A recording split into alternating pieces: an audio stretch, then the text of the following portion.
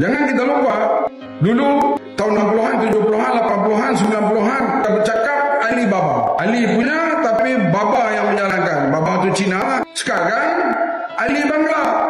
Mereka dah kuasai. Kenapa mereka kuasai? Kerajanan.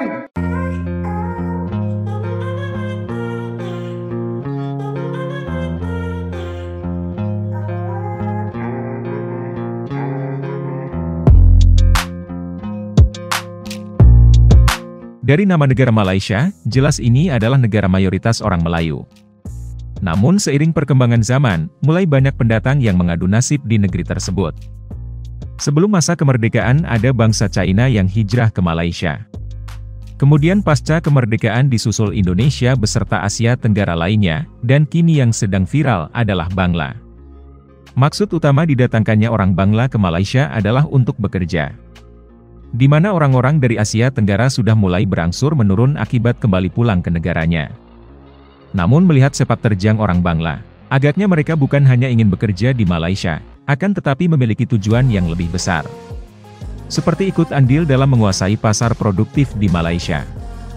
Hal ini sebenarnya sudah disadari oleh para pejuang Malaysia modern, namun masih minimnya gerakan dari pemerintah Malaysia untuk menertibkannya. Atau mungkin ada sesuatu yang membuat pemerintah Malaysia tidak bisa bertindak tegas. Padahal kalau situasi ini berlarut-larut, tidak menutup kemungkinan orang Bangla akan menguasai Malaysia.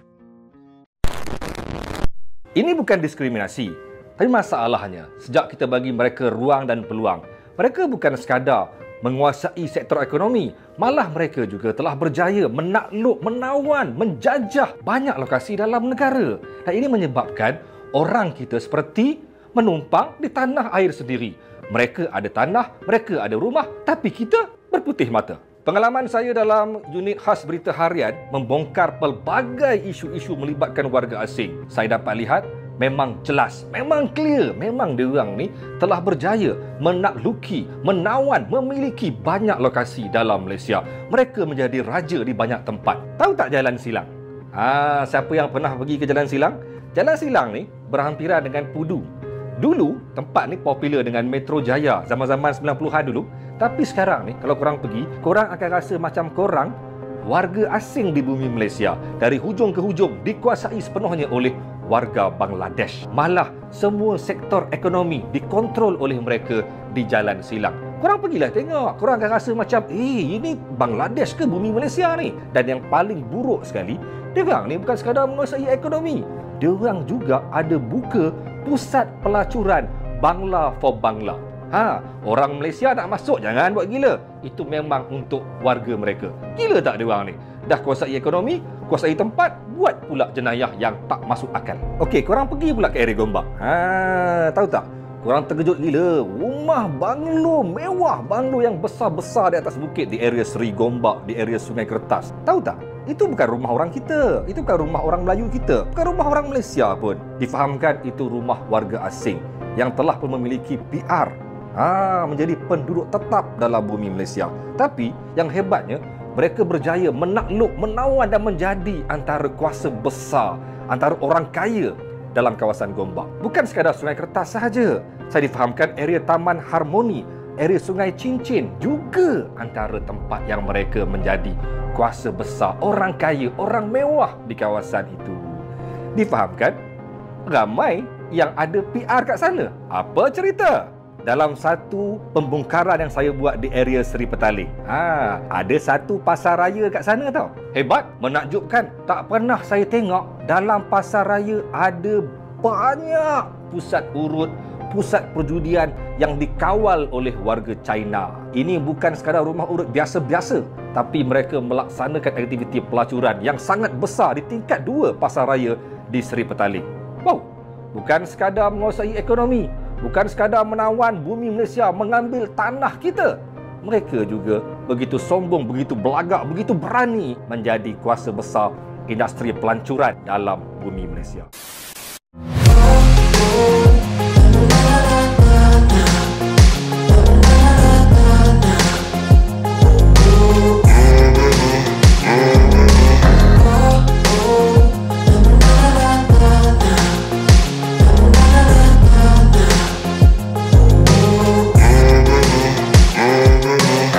Banyaknya warga asing di Malaysia, harusnya dapat meningkatkan pendapatan warga asli di sana.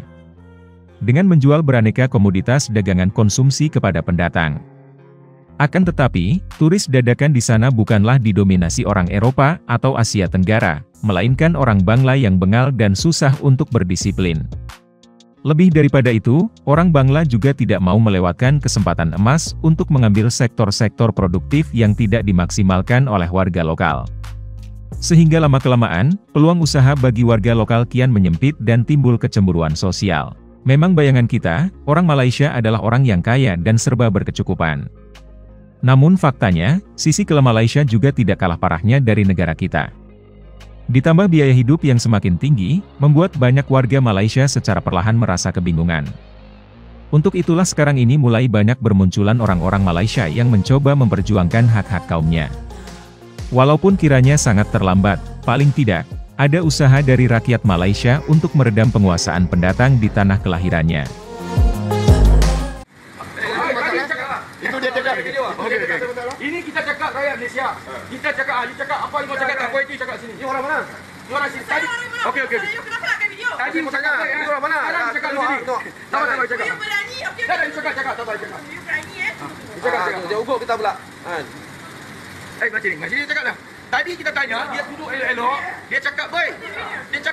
Tadi pun dia tahu kita ambil video. Dia cakap elok saja. Dia duduk bangku, dia cakap elok saja. Tapi bila dia ada telefon tauke, dia cakap macam ni pula. Dia mula marah kita. Mana pekerja ada Bangladesh tadi? Kita tak tanya pun tadi mana pekerja dia. Dia pergi mana? Sebab tu kita bagi tahu. Tadi abang ni bagi tahu betul.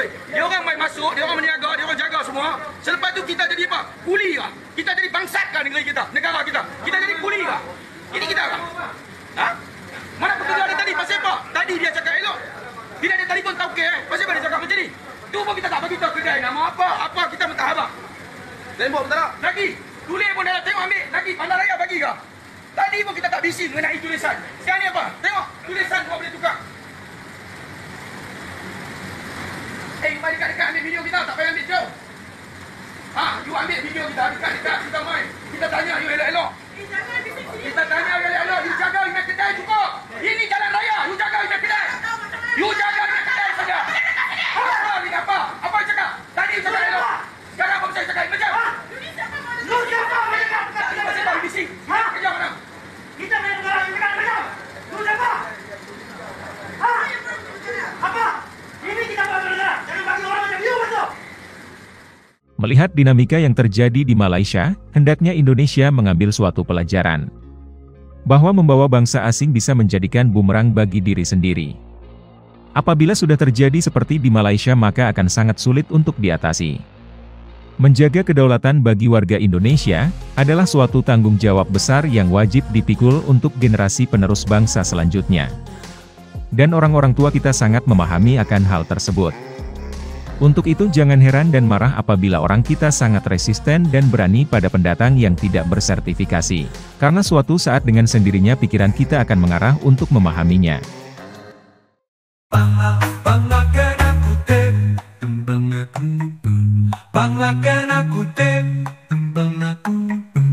Bangla lari tak cukup tanah. Bangla kena kutip. Bangla kena kutip. Bangla kena kutip. Bangla lari tak cukup tanah. Jangan buat macam negara ni tak ada undang-undang. Bangla kena kutip. Bangla kena kutip.